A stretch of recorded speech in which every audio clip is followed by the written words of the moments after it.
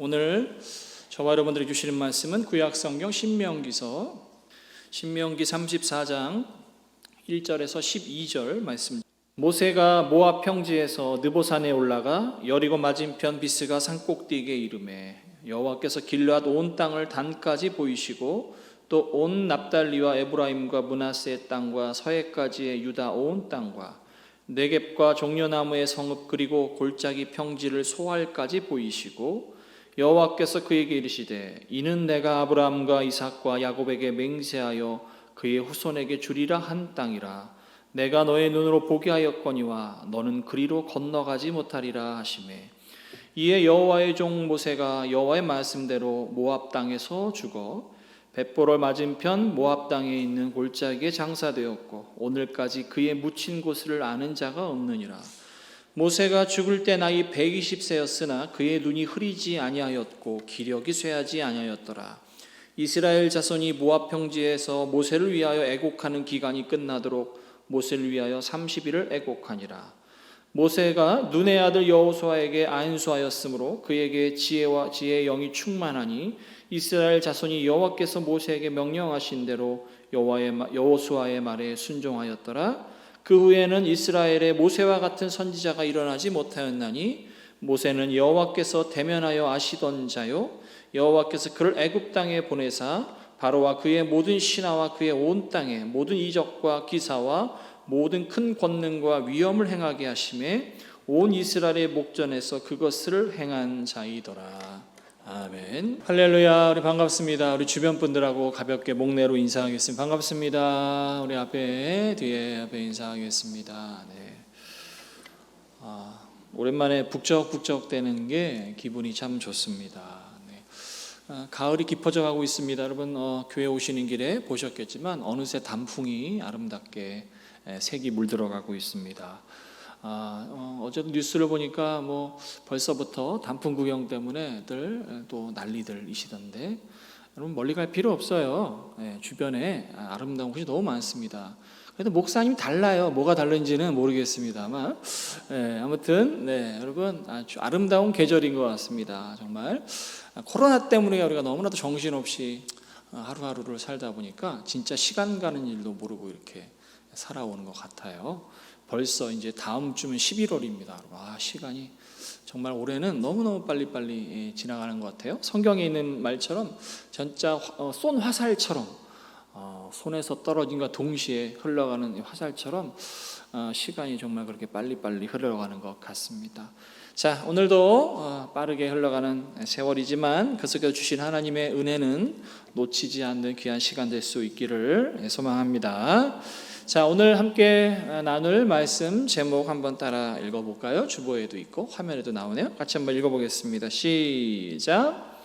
마지막 그리고 새로운 시작. 남들은 은퇴를 준비하는 시기에 인생의 첫 발을 디딜 준비를 하는 사람이 있습니다. 55세 나이에 아파트 경비원에서 이제 수습 변호사가 된 부산에 사시는 권진성 씨가 바로 그 주인공입니다. 최근에 매스컴에서 이분의 이야기가 많이들 이렇게 소개가 되고 있습니다. 28년 만에 그렇게 원하던 고시에 합격을 해서 변호사 자격을 취득하게 되었다라고 해요. 처음으로 이 권 씨가 고시에 발을 들인 거는 동아대를 졸업하고 1993년에 처음에 이 고시에 입문을 했는데 이제서야 28년 만에 합격을 했으니 참 얼마나 대단한 일입니까? 그 28년의 시간 동안 주변에 많은 사람들이 참 많은 모진말도 또 말리는 사람들도 많았다라고 해요. 그래도 끝까지 홀어머니께서 지지해 주시고 응원해 주셔서 그렇게 참 2028년 만에 아주 기쁜 소식을 전해드릴 수 있게 되었다라고 합니다.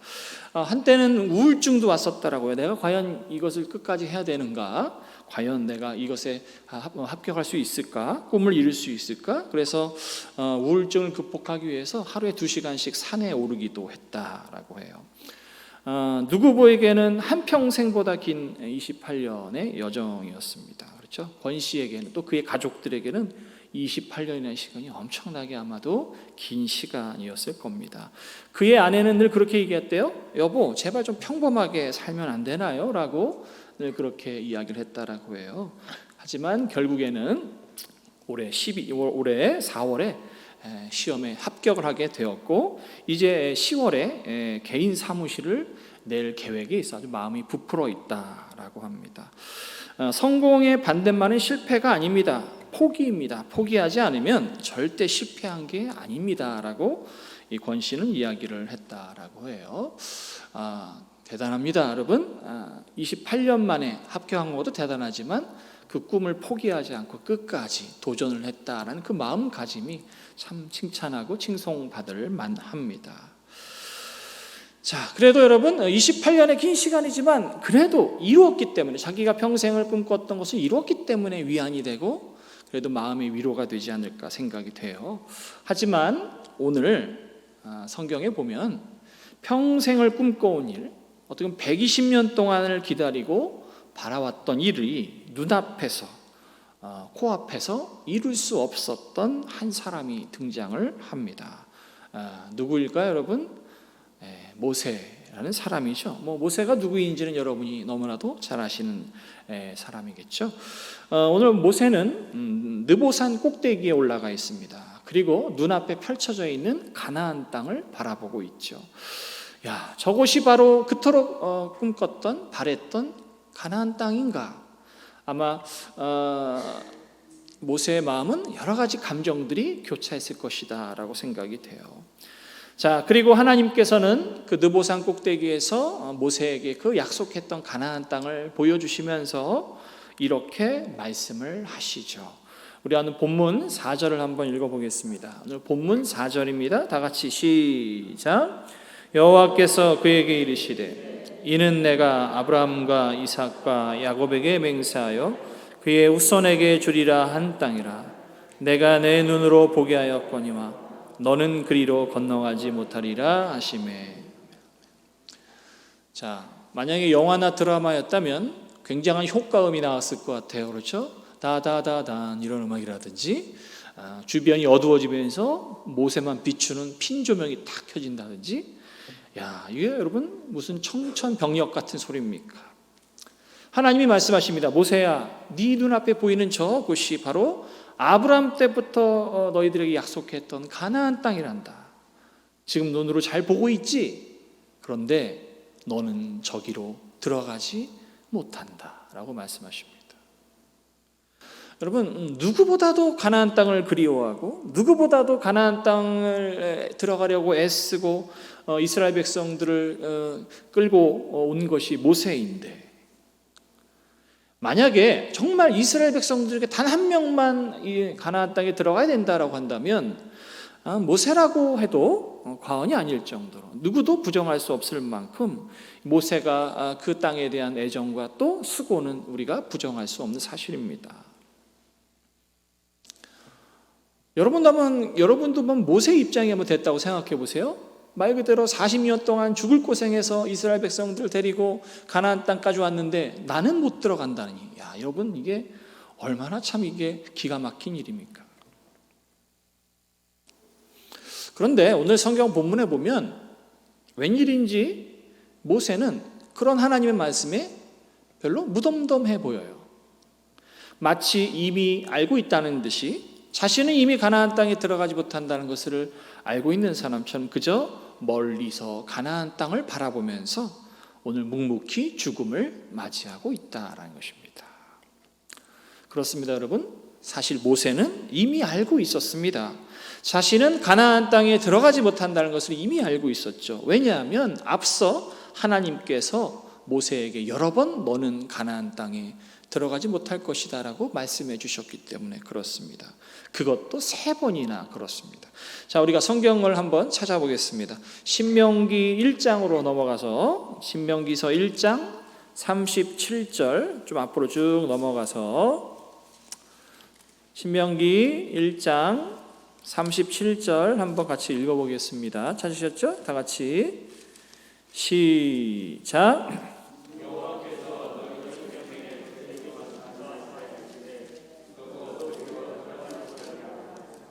아멘. 자, 첫 번째 하나님이 말씀하셨어요. 너는 그리로 들어가지 못하리라. 자, 이번에 3장으로 넘어가요. 신명기 3장 27절 보겠습니다. 신명기 3장 27절이에요. 다 같이 찾으셨죠? 27절 시작. 너는 비스가 산꼭대기에 올라가서 눈을 들어 동서남북을 바라고 내 눈으로 그 땅을 바라보라. 너는 이 요단을 건너지 못할 것임이니라. 아멘. 자, 마지막 한 번 더 32장으로 다시 쭉 넘어가서 32장 52절을 읽어보겠습니다. 32장 52절이에요.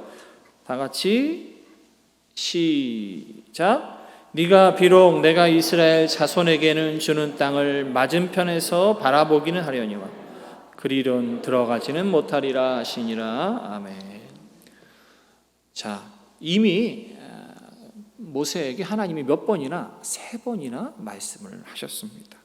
자, 여러분, 성경에서 3이란 숫자는 여러 가지 의미가 있죠. 특히 구약 성경에서 3이란 숫자는 완전한 수입니다. 그러니까 한마디로 모세가 가나안 땅에 들어가지 못하는 것은 바꿀 수 없는 하나님의 확실한 의지가 담겨 있는 것이다 라고 하는 겁니다.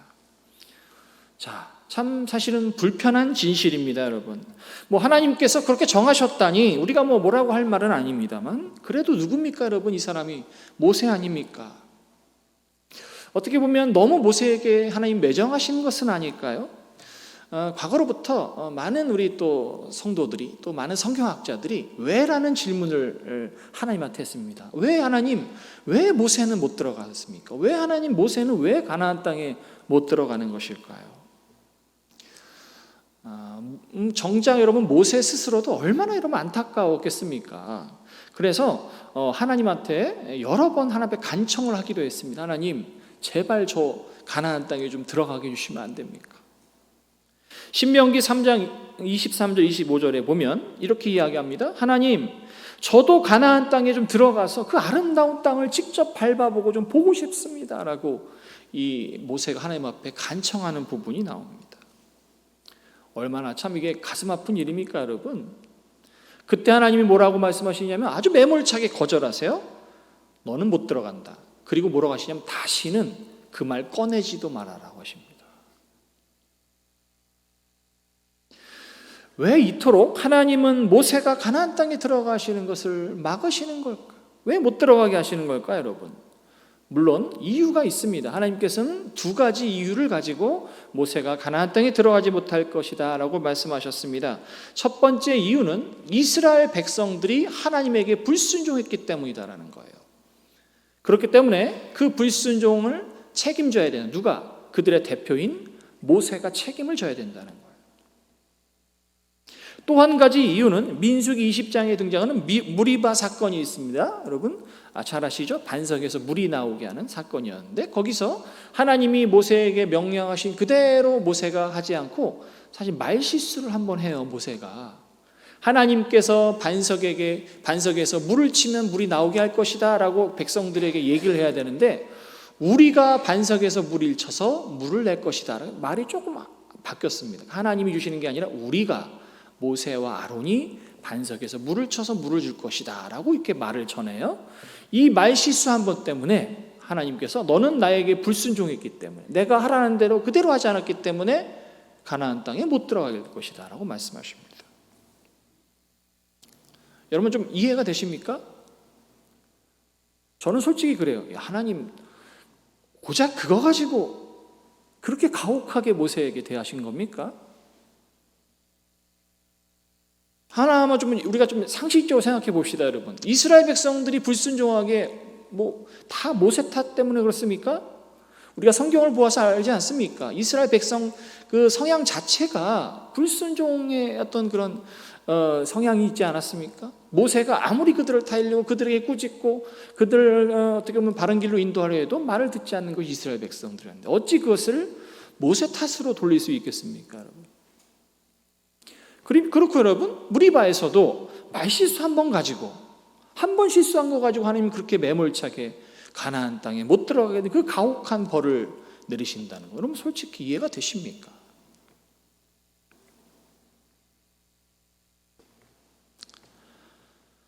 자, 여기서 우리는 하나님의 확고한 의지를 볼 수가 있습니다. 어떤 의지?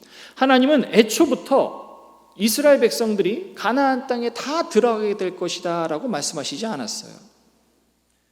애굽을 나오면서부터 하나님은 분명히 모세를 통해 이스라엘 백성들에게 말했습니다. 너희들이 이 광야에서 나의 말에 잘 순종하면 너희들은 가나안 땅에 들어가게 될 것이다. 조건이 있었다는 겁니다, 여러분. 그냥 단순히 이스라엘 백성이라고 해서 다 가나안 땅에 들어가는 것이 아니라 하나님의 말씀에 순종하는 자라야만 가나안 땅에 들어갈 수 있다라고 하나님이 못을 박아 놓으셨어요. 자, 여러분, 이스라엘 백성들이 다 가나안 땅에 들어갔습니까? 여러분 너무 잘 아시죠? 처음 애굽에서 나왔던 1세대들은 광야에서 다 죽었습니다. 이유는 하나죠. 하나님께 불순종했기 때문입니다. 단 2명만 살아남았어요. 누굽니까, 여러분? 여호수아와 갈렙. 2사람만 1세대 치고 살아남았어요. 이유는 하나겠죠. 그들은 하나님의 말씀에 순종하는 사람이었기 때문입니다. 대부분의 이스라엘 백성들이 가나안 땅에 들어가지 못하고 광야에서 방황하다가 그곳에서 생을 마감한 이유는 하나님의 말씀에 순종하지 않았기 때문이었습니다. 모세라고 다를까요? 모세라고 그 조건에서 자유로울 수 있을까요, 여러분? 그렇지 않습니다. 하나님은 어떻게 보면 상징적으로 본보기로 모세를 타겟으로 삼았는지도 몰라요. 모세조차도, 너희들의 지도자인 모세조차도 하나님 말씀에 불순종하면 가나안 땅에 들어갈 수가 없다라는 것을 누구들에게, 이스라엘 백성들에게 보여주시기 위함이었는지도 모르겠습니다. 하나님의 말씀에 불순종의 대가는 누구에게나 적용됩니다. 근데 우리가 이렇게 또 굳이 따져보자면, 아니 그렇다면 살아남은 여호수아와 갈렙은 한 번도 불순종한 적이 없을까요, 여러분? 적어도 성경에는 기록된 것을 보면 하나님의 말씀에 불순종한 적은 없는 것처럼 보입니다.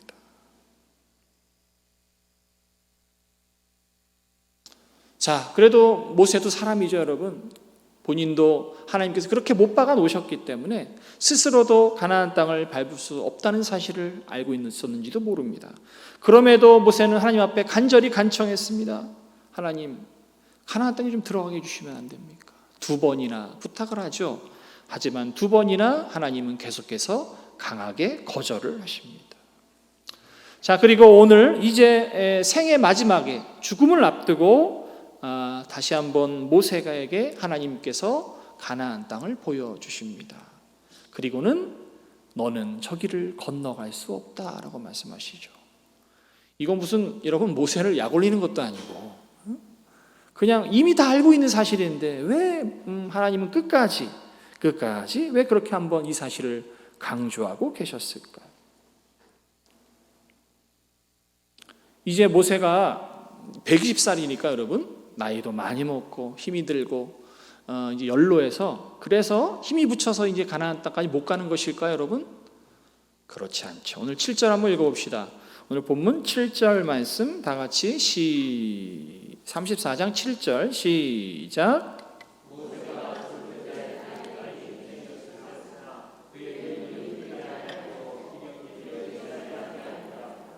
아멘.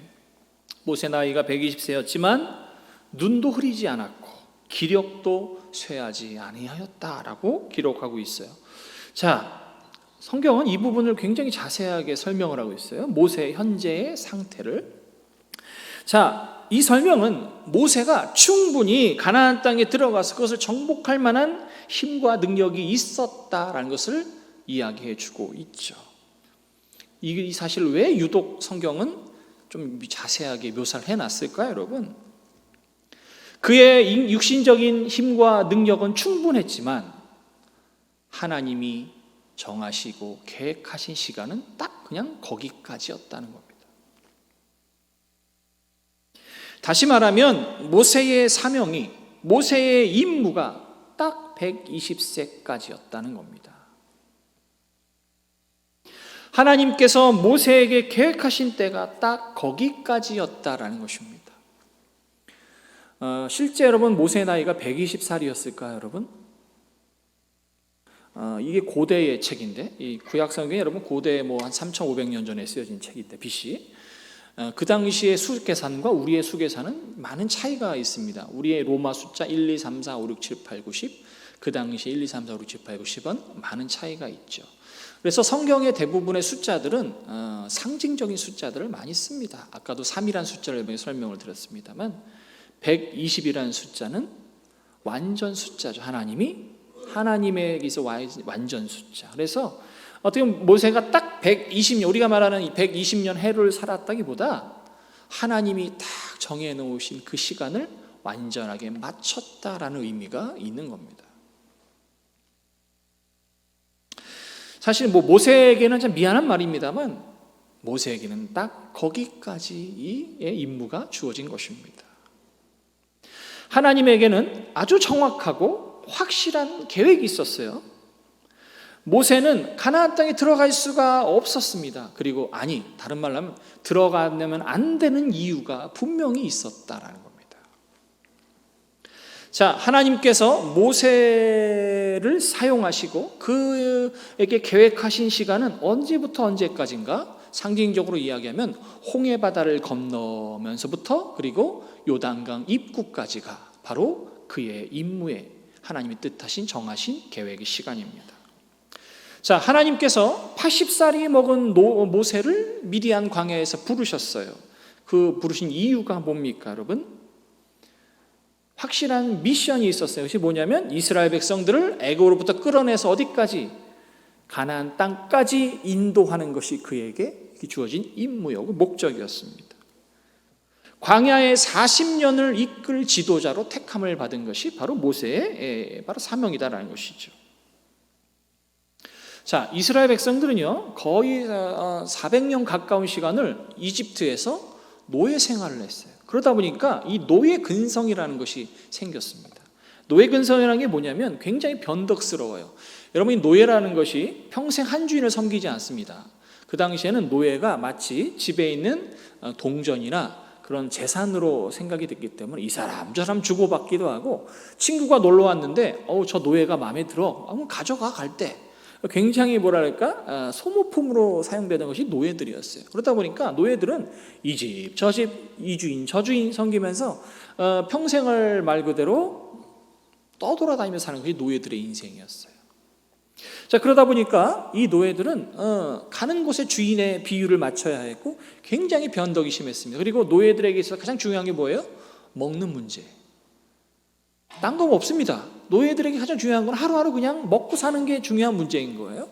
자, 그러다 보니까 그런 어떤 노예의 패턴과 노예의 습성들이 400년 가까이 이 몸에 배인 겁니다, 여러분.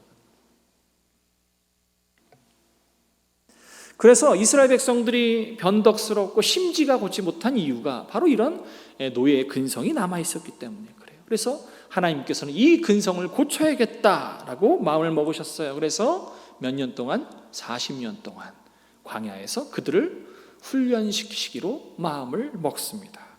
그리고 그들을 훈련시키기 위해서는 보이지 않는 하나님보다도 눈에 보이는 모세가 그들에게는 더 효과적일 것이다 라고 하나님께서 생각을 하셨어요. 노예들에게는 눈에 보이지 않는 것보다 보이는 것이 더 중요했기 때문이죠. 자, 그래서 모세를 그들의 훈련 지도자로 세우신 겁니다. 자, 40년 동안 이스라엘 백성들이 훈련을 열심히 합니다. 무슨 훈련? 이제는 보이는 것에서 보이지 않는 것들을 따르고 의지하는 것을 배우기 시작해요. 그래서 바닥에서 땅에서 뭔가를 일구어서 열매를 얻는 것이 아니라 양식이 어디서 내립니까, 여러분? 하늘에서 내리죠. 하나님이 만나를 주셔요. 물이 샘에서 나는 게 아니라 어디서 나와요? 반석에서 쏟아져 나오죠.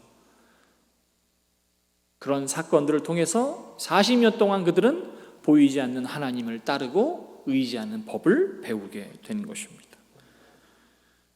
돌판에 율법을 새기고 성막과 언약궤를 통해 이러한 모든 일들이 다 바로 조금씩 하나님 말씀에 의지하도록 그들을 훈련시키는 과정들이었습니다. 자, 그리고 이제 40년의 훈련이 끝나고 드디어 가나안 땅에 들어가게 되었습니다. 이제 이스라엘 백성들은 더 이상 눈에 보이는 모세를 의지해서는 안 돼요.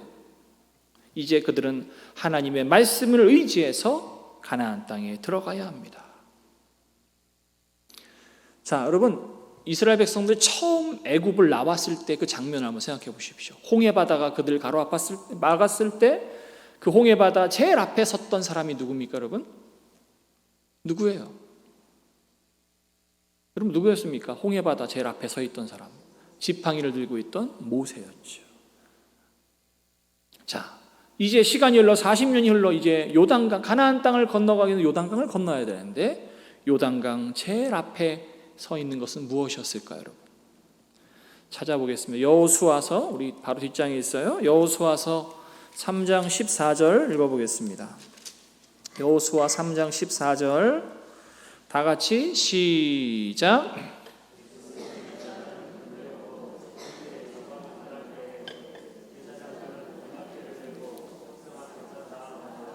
아멘.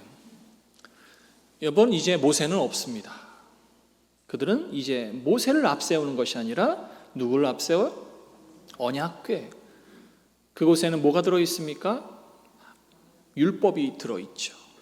하나님의 말씀을 앞세우고, 그 말은 즉슨 하나님을 앞세우고 이제 가나안 땅에 들어가는 것입니다. 이제 더 이상 이스라엘 백성들은 모세를 의지하지 않고 모세를 앞세우며 나아가지 않습니다. 이제 그들 앞에는 언약궤, 하나님의 말씀이 서 있습니다.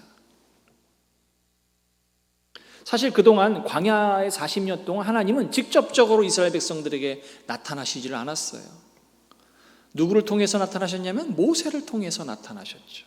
모세를 통해서 말씀을 전하고 율법을 내리시고 모세를 통해서 끊임없이 이스라엘 백성들과 함께 관계를 맺으셨습니다. 하지만 이제 이 요단강을 건너면서부터 하나님은 직접 스스로가 이스라엘 백성들을 이끌고 가나안 땅에 들어가시겠다라는 것입니다. 어떻게 보면 이제 정말 이스라엘 백성들은 40년의 그 묵은 때, 이집트에서 있었던 그 종의 묵은 때를 다 던져버리고 새로운 모습으로 하나님의 백성으로 하나님과 함께 가나안 땅을 밟게 되는 것이죠. 그런데 만약에 여러분, 모세가 여전히 그들 앞에 있다라고 생각해 보십시오. 여전히 모세가 살아서 그들과 함께 가나안 땅에 들어간다고 생각해 보십시오. 그들은 여전히 누구를 의지하겠습니까? 그렇습니다. 여전히 그들은 모세를 의지하고 모세만 바라볼 것입니다. 하나님은 모세의 역할은 거기까지였다. 이제 너는 네 할 일을 다 했다. 이제는 누구한테 맡겨라? 나한테 맡겨라라는 겁니다. 우리는 흔히 이제 모세의 후계자로 누굴 여러분 얘기합니까? 여호수아를 이야기하죠. 그러나 여호수아는 모세와 같은 지도자는 아니었습니다. 성경에 보면 하나님께서는 모세를 부르실 때 나의 종이라고 불렀습니다. 오늘 본문에도 그런 언급이 나오지만 모세는 나의 종이다. 그러나 여호수아를 부를 때는 한 번도 나의 종이다라고 부르신 적이 없어요. 그를 모세의 추종자, 모세의 종이라고는 부르시되 나의 종이라고 부른 적은 한 번도 없습니다. 자, 말 그대로 모세는 40년 동안 말 그대로 하나님의 뜻대로 이스라엘 백성들을 잘 교육하고 이끌었던 지도자였습니다. 그러나 여호수아는 그들과 함께 가나안 땅을 정복하는 그저 조력자에 불과하다는 거예요. 이제 40년 동안에 모세가 이끌었던 이스라엘의 백성, 이제는 하나님이 직접 나셔서 하나님이 직접 세우시고 이끌어 가시는 이스라엘로 새롭게 출발을 하게 되는 것입니다. 이스라엘 백성들은 40년 동안 뭘 배웠습니까? 그래, 우리는 하나님을 의지해야 돼. 눈앞에 보이는 사람이 아니라, 눈앞에 보이는 물질이 아니라, 눈앞에 보이는 세상이 아니라 우리는 하나님을 의지하며 살아야 돼. 그것을 40년 동안 배웠어.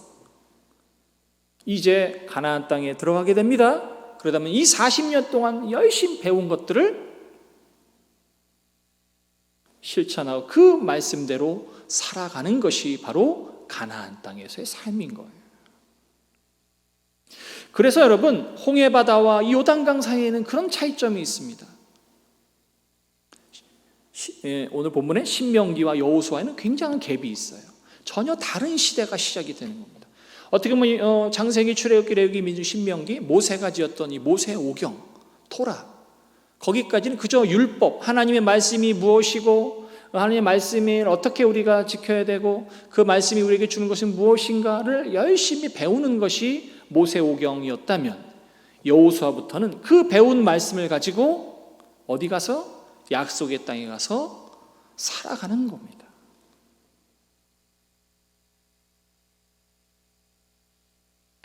흔히 우리가 구약과 신약을 나누죠. 구약과 신약을 나눌 때 구약을 대표하는 대표적인 인물이 누구냐면 오늘 본문에 나오는 모세입니다. 그리고 신약을 대표하는 인물은 누구겠어요? 여러분, 당연히 예수님이겠죠. 여러분, 참 재미있는 사실이 있습니다. 자, 모세의 후계자로서 그 인물을 이어받은 사람이 여호수아죠. 여러분 아시는 분은 아시겠지만 여호수아는 히브리어 언어로 보면요, 히브리어 원어로 읽으면 에헤수아라고 있습니다. 예수아 이렇게 있습니다. 그리고 그것이 헬라어로 넘어오게 되면 이예수라고 있습니다. 뭐 이런 발음이 뭔가 비슷하죠. 사실은 예수라는 이름은 헬라어입니다. 헬라어. 그래서 히브리어 여호수아와 같은 이름을 가진 말이에요. 그러니까 만약에 예수님께서 히브리식 이름을 지었다면 여호수아라고 아마 지었을 겁니다. 여러분, 묘한 공통점이 있죠. 우리의 인생이 그렇습니다. 여러분, 우리의 인생이 예수님을 만나기 전과 후로 나눠지게 됩니다. 이건 굉장히 의미가 있죠. 어떻게 보면 우리가 하나님을 그저 알게 되었다고 해서 예수 그리스도를 알게 되었다는 그 사실만으로 우리는 구원을 얻을 수 없습니다.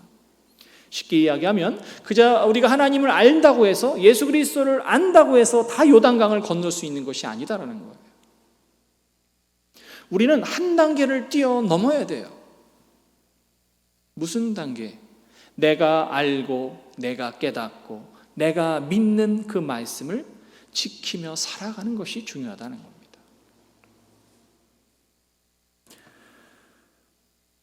우리가 오늘 이 모세의 이야기를 통해서 깨닫게 되는 것은, 우리가 결국 하나님의 말씀에, 예수 그리스도의 말씀에 순종하지 않는다면, 그 뜻대로 살아가지 못하면 우리 역시도 누구처럼, 이스라엘 백성들처럼 버림받을 수 있고 약속의 땅에 들어가지 못할 수도 있다라는 것입니다.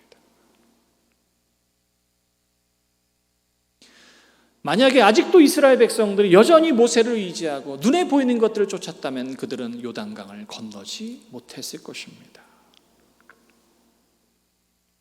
여러분, 저와 여러분들의 인생에 지금 여러분 앞에, 제일 앞에 있는 것은 무엇입니까? 아직도 여러분들의 인생 제일 앞에 여러분을 이끌어가는 것이 하나님이 아니고 예수 그리스도가 아니고 세상의 것들, 눈에 보이는 것들이 여러분의 인생을 이끌고 가고 계신다면 여러분은 여전히 아직도 신명기에 머물러 있는 것이고, 여전히 여러분 그저 광야에서 방황을 하고 있는 것과 마찬가지입니다.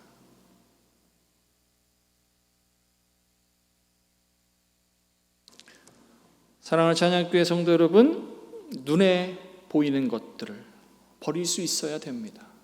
그것을 쫓는 것이 아니라 우리 앞에 계시는 보이지 않는 하나님 예수 그리스도를 쫓는 것이 바로 우리들의 사명이고, 그것이 바로 우리가 이 세상에서 승리할 수 있는, 그리고 하나님 나라에 들어갈 수 있는 유일한 길입니다.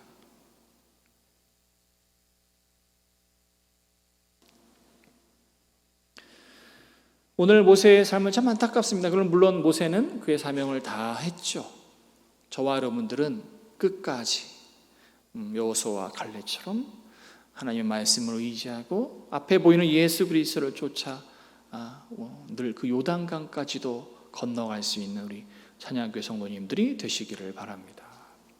우리가 흔히 우스갯소리 그런 얘기를 하죠. 죽음의 문턱을 왔다 갔다 하면 나 요단강 몇 번 건너갔다 왔어, 이렇게 우스갯소리 하시는 분들이 있는데, 우리는 수시로 요단강을 건널까 말까, 다시 광야 생활을 할까, 오늘도 늘 그렇게 고민하면서 갈등하며 살고 있는 것 같습니다. 여러분, 세상의 것 바라보기보다 오늘 여기까지 인도하신, 보이지 않으시는 예수 그리스도, 우리 하나님 바라보며 의지하며 살아가시는, 끝까지 따라 살아가시는 우리 저와 하나님께 성도님들이 되시기를 주님의 이름으로 간절히 소망합니다. 네, 사도 바울이 그런 얘기를 했습니다. 우리는 날마다 죽노라라고 이렇게 이야기했습니다. 과거의 우리의 모습들, 여전히 세상 가운데 눈에 보이는 것을 따라 살아가는 우리의 삶들, 오늘 또 과감하게 십자가 앞에 던져버리고 다시 한번 앞에 가시는, 우리의 앞서 가시는 예수 그리스도를 바라보시면서 다시 한번 새로운 출발을 하시는 우리 자녀교회 성도님들이 되시기를 바랍니다. 하나님이 우리에게 주신 가장 큰 은혜가 뭔지 아십니까? 예수님이 우리에게 주신 가장 큰 선물은 우리는 매번 새로 출발할 수 있다는 겁니다. 이제 주님이 오시게 되면 그 선물도 은혜도 다 이제 사라져 버리겠지만, 우리는 매일매일 순간순간마다 예수 그리스도 앞에서 새로 출발할 수 있는 기회를 얻는다는 게 얼마나 큰 은혜인지 모릅니다. 지난 나의 삶을 돌아보며, 지난 한 주간의 나의 삶을 돌아보며 헛된 것을 쫓고 눈에 보이는 것 쫓았던 우리의 삶들을 이젠 다 십자가 앞에 내려놓고 다시 한번 하나님을 바라보며 예수 그리스도 바라보며 한 주간도 약속의 땅을 향하여 전진하며 승리하며 살아가시는 우리 찬양교회 성도님들이 되시기를 소망합니다. 네, 우리 찬양 한 곡 부르겠습니다. 힘들고 어려울 때일수록 더 하나님을 의지하고 바라보며 살기를 원합니다. 우리 날마다 숨쉬는 순간마다 우리 함께 다짐하면서 결단하는 마음으로 함께 찬양하겠습니다. 날마다 숨쉬는 순간마다 내 앞에 어려운 일 보내 주님 앞에 이 몸을 맡길 때 슬픔 없네, 두려움 없네. 주님의 그 자비로운 손길 항상 좋은 것 주시도다. 사랑스레 아픔과 기쁨을 수고와 평화와 3절 부르겠습니다. 인생의 어려운 순간마다 주의 약속 생각해보네. 내 맘속에 믿음 잃지 않고 말씀 속에 위로 주님의 도우심 바라보며 주님의 도우심 바라보며 모든 어려움이 기도다. 흘러가는 순간순간마다 주님 약속 새겨봅니다. 기도하겠습니다. 하나님 아버지, 여전히 우리는 눈에 보이는 것을 쫓으며 눈에 보이는 것을 의지하며 여전히 광야에서 방황하며 살고 있는 것은 아닙니까? 이 시간 우리의 마음을 다시 한번 열어주시고 깨닫게 하셔서 우리가 바라보고 있던 것들, 우리가 앞세웠던 것들, 세상의 것들 다 내려놓고 다시 우리의 인생을 더 좋은 길로 이끌어 가시는, 약속의 땅으로 인도하시는 오직 주님만 바라보며 살아가는 우리 찬양교회 성도들 되게 하여 주시옵소서. 세상의 것들은 하루아침에 피었다 지는 꽃과 같다, 뿔과 같다라고 하셨습니다. 헛된 것들을 의지하기보다도 영원히 변치 않으시고 오늘도 그 사랑하는 백성들에게 더 좋은 것을 주시기에 마다하지 아니하시는 하나님을 바라보며 의지하며 살아가는 우리 찬양교회 모든 성도들 되게 하여 주시옵소서. 예수 그리스도의 이름으로 기도드리옵나이다. 아멘. 시간 준비하신 예물 드리겠습니다. 예물은 들어오실 때 나가실 때 입구에 있는 헌금함에 해주시면 되겠습니다. 찬송가 314장 부르겠습니다.